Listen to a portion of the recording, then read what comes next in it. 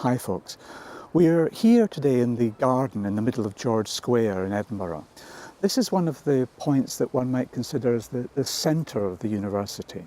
Round the square are buildings which house many of the schools in the College of Humanities and Social Sciences. But we're here today to show you the Edinburgh Labyrinth, which is over behind us here now. We want to use the labyrinth as a metaphor for the way that we'd like you to think about the final assessment for the course. The word labyrinth is often associated with the word maze, but actually the two are quite different. The maze has many branching paths and blind alleys. The labyrinth, though, if you look at the pattern, has only one path, and if you trust yourself to that path, the path will take you right into the middle of the labyrinth, and then it will return you to the outside world again. So the maze is a puzzle to be solved, but the labyrinth is a tool for reflection. The reason that we have a labyrinth to walk in the middle of the garden of the university is because it was a vision that a recent past chaplain to the university, Di Williams, had to provide the university with a space and an opportunity and a focus for reflection. So the labyrinth is not a puzzle, it's a tool for reflection.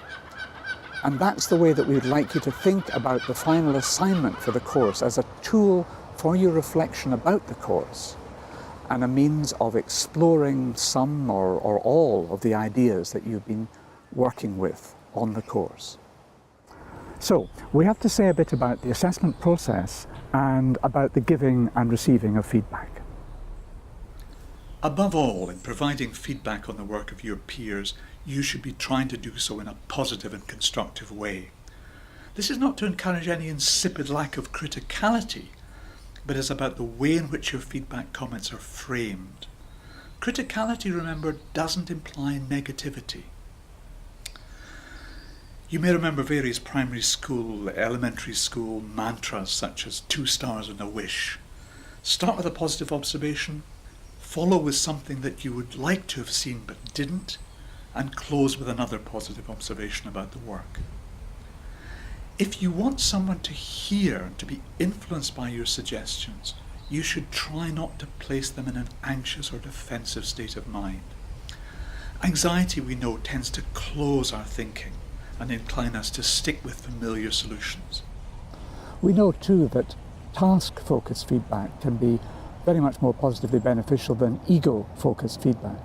So, for example, if you say your piece failed to do such and such, that's going to be received quite differently from saying your story might have been improved if it had included something else.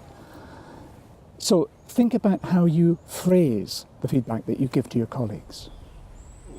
Creation and feedback should be a conversation engaged in freely and collaboratively by both or all of the parties. Think about how you would wish to receive comments on your work and frame your feedback comments accordingly. To a very great extent, this is about self-discipline. Think again about the labyrinth, if you like. There's nothing to stop you stepping over those lines. You just decide and determine that you're not going to. Some earlier participants on the course seem to think that the assignment we set was too easy. It can be as basic or as rich as you choose to make it. We're not here to tell you how hard you need to work.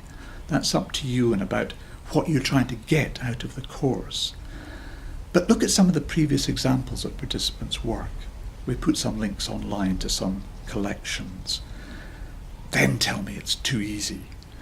So, don't be sucked into doing exactly what you've seen other people doing before. Be inspired. We certainly were by the efforts of your earlier colleagues.